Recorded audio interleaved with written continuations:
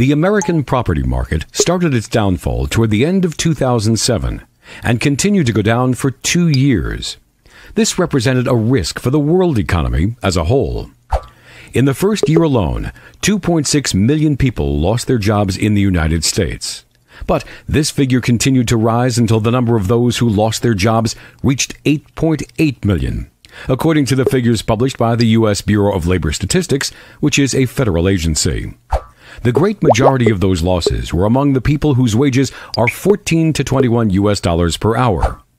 When the economy had recovered in 2012, only 1/4 of those were back in employment.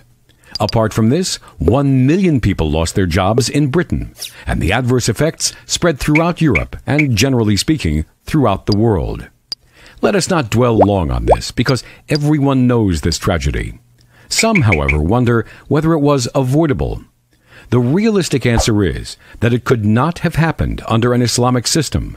But unfortunately, finance ministers and American economic professors did not hear of this, or they might have heard of it when it was already too late. Some may wonder, what is the relationship between prayer, fasting on the one hand, and mortgaging property assets on the other?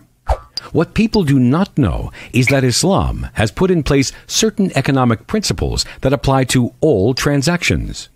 These could have prevented the collapse of the American property market. Explained simply, Islam prohibits dubious or organized securitization banking because usury is clearly forbidden according to the Quran.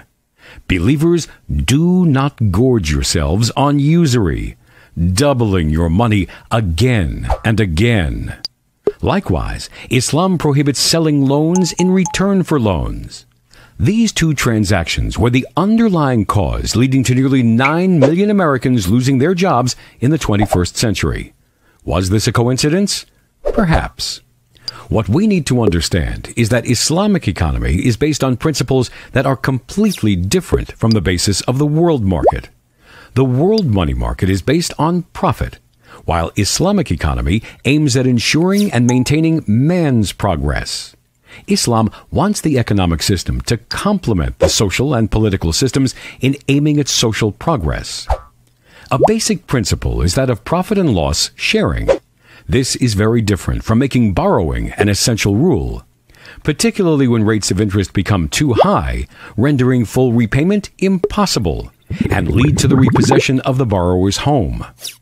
Islamic economy is based on real exchange of money and goods, not on any virtual dealings or speculation that resells a commodity without being received by its first buyer. Thus, speculation may lead to the price rising very high, regardless of the real price in shops. Islam forbids monopoly, selling loans, and usury. It establishes truth and honesty as the two pillars upon which financial transactions are based. Therefore, nothing is surprising in the fact that the greater number of Muslims in Southeast Asia and Europe embraced Islam through dealing with Muslims in business. An interesting point of information.